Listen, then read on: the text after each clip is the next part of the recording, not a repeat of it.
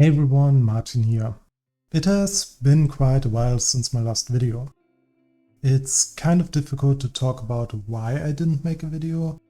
There were just a lot of things I wasn't sure about. My life, my channel, even my game. Many different small to medium-sized challenges and thoughts affected my motivation and overall well-being. I don't need to remind you about all the stuff happening in the world. And if you've watched my videos for a while, you know how I had struggled personally, especially last year. The recent developments in technology and politics made me ask myself if what I'm doing is even worth it. Will there even be a market for games when I'm done with A Home in Darkness? Should I pursue a career as a software developer instead, while they are still considered necessary? Will I ever be good enough to make games full-time? I'm not saying I was depressed. This wasn't something a good therapy could solve. No, I'd compare it more to being in the state of a cocoon. I knew I had to go all in on whatever I want to do with my life, but while it sounds easy and desirable, it also comes with a lot of risks and necessary changes which are hard to implement permanently. It's difficult to transform your own life when you feel like you have no control over it. Now I at least have an idea on how to get where I want to be in life eventually. Part of the process is making this video. So let's talk. What's up with A Home in Darkness? For those who don't know, A Home in Darkness was supposed to be my first commercial game. It's a survival horror game made with Godot. The game went through multiple iterations in terms of game design, story and art.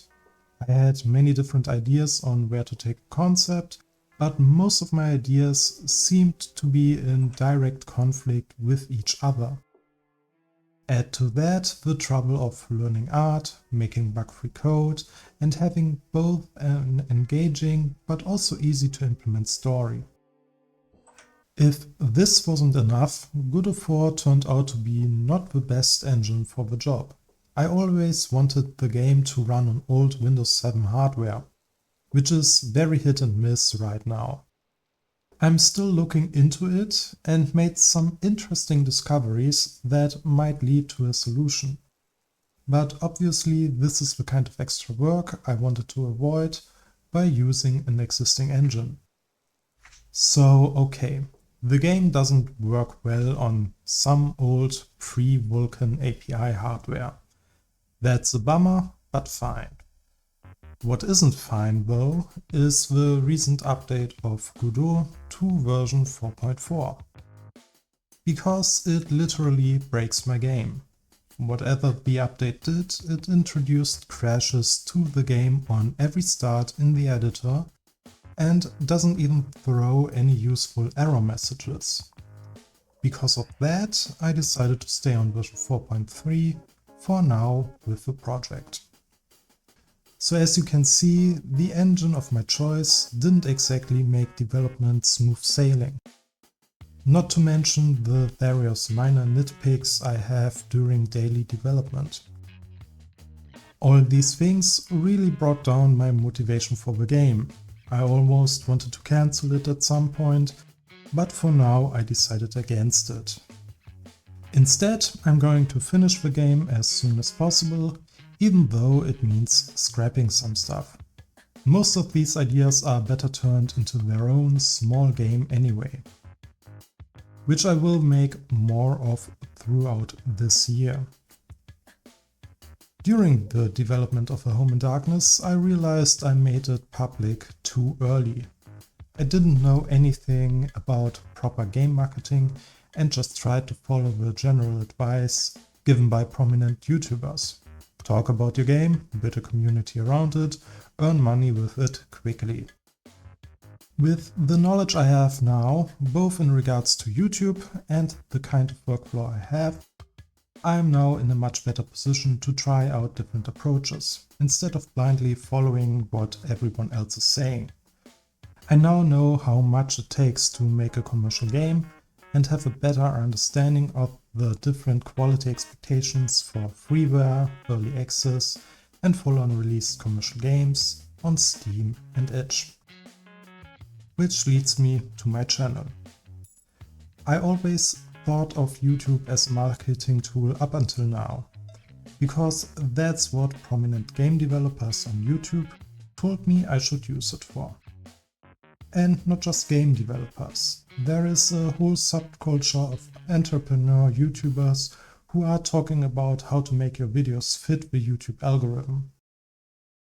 How much you are not gaining from YouTube directly, but by accepting sponsorship deals, etc.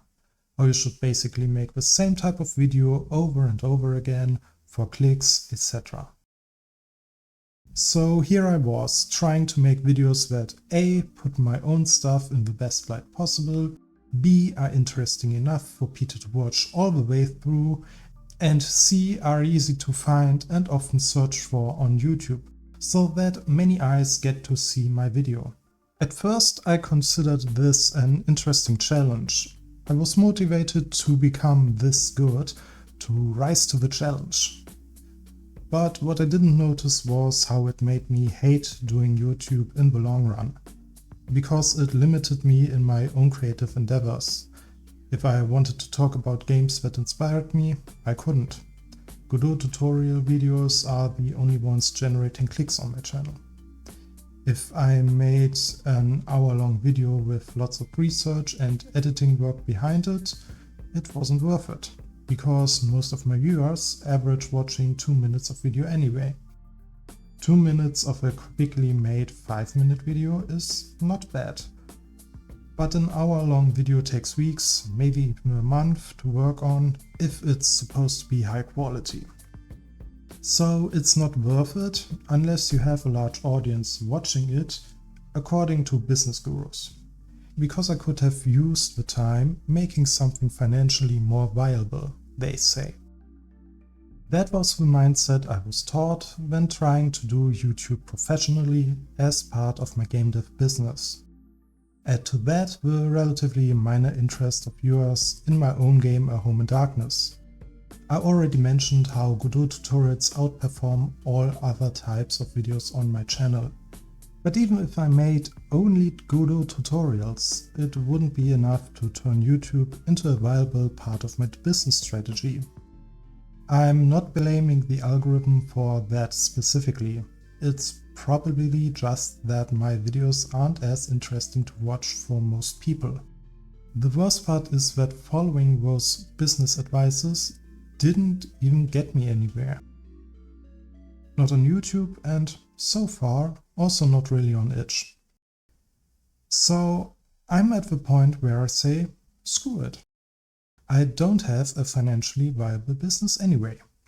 I might at least have fun with it again. So starting now, I'll upload more YouTube videos again.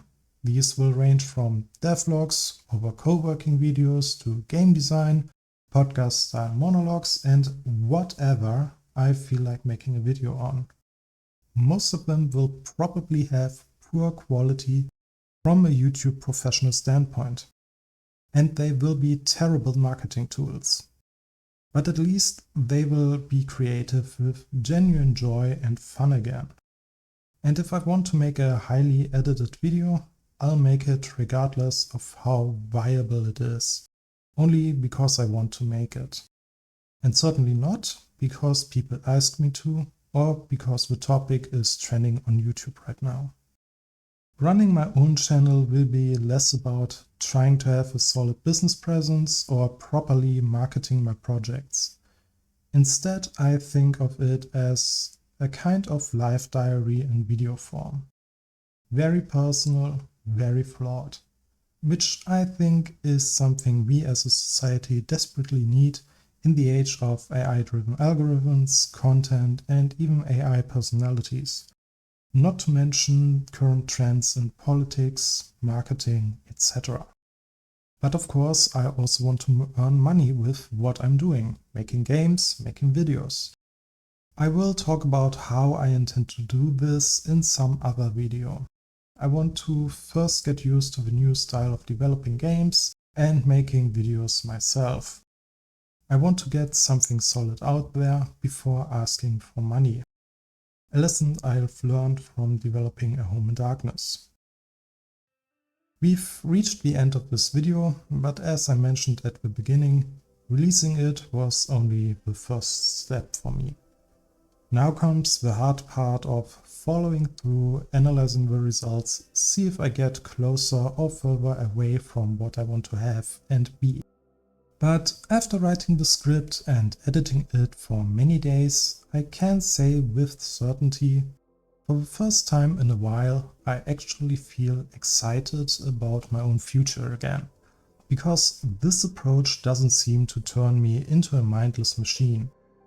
After everything that happened in my life and in the world, and after many years of trying, I can still say with confidence, I want to make games. And while I'm not out of the woods yet, I have found my long-lost guiding compass again, which might lead me back on the road. Hope you like what I have planned. Until next time, bye bye.